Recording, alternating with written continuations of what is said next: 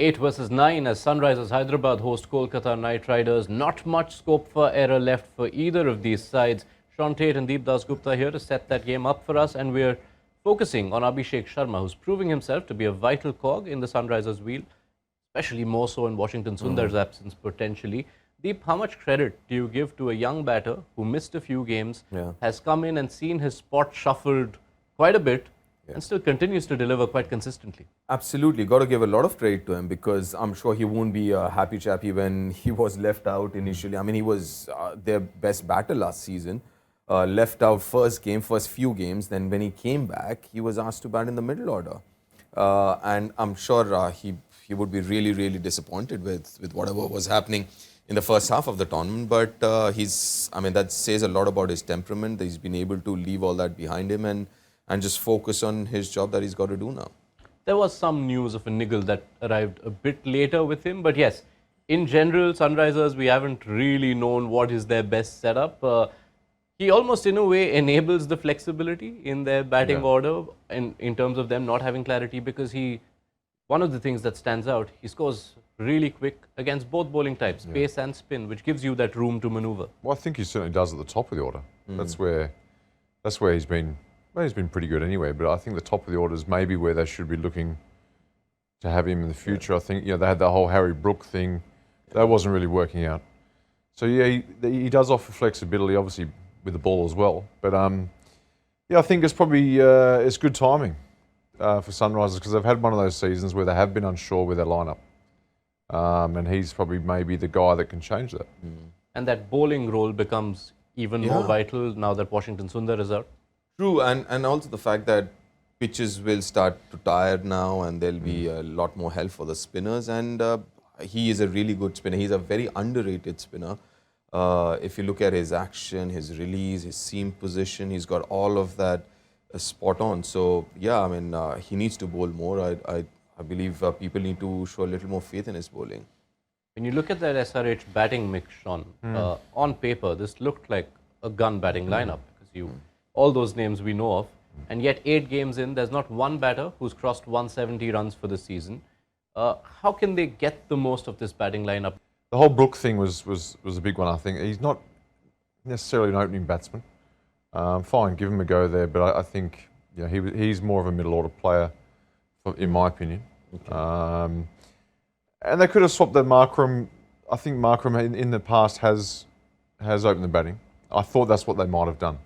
Over time, you look at Mumbai and Chennai, the continuity in their batting order, some little subtle changes if need be, but the best sides often don't swap their batting order around too much. They don't overanalyze things. They just go with what their best side is, and whatever the opposition throws at them, so be it. I think that's the way to go in the IPL. I think Brook, and this is my take, as good as he is in that middle order, but I can't think of any overseas batter who's come and had a successful season initially in his career batting in that position, because obviously conditions are very different. A lot slower. You've got to play spinners on pitches which would assist the spinners a little more. So I don't mind actually Harry Brooks opening the innings. Mayank hasn't really fired. Mayank can come at 3, Markram at 4, because he does play spin very well, and Rahul Tripathi, because my point with Rahul is he plays a lot of these impactful innings, but not innings which are of, like 70, 80 big innings as such. So at 3, I think those impactful innings would have more impact if those come at number 5 than at 3.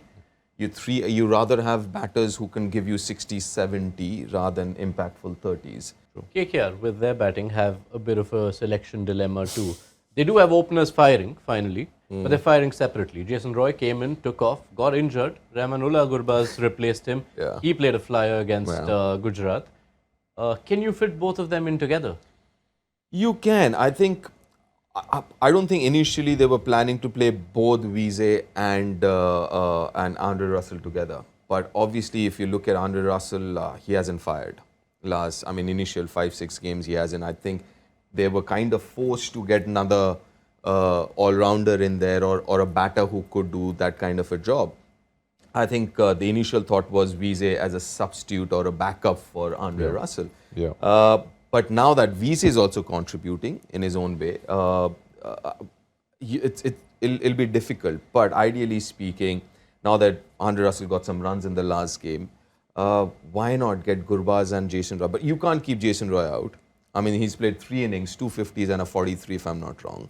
Gurbaz, after how he batted last game, you can't keep him out.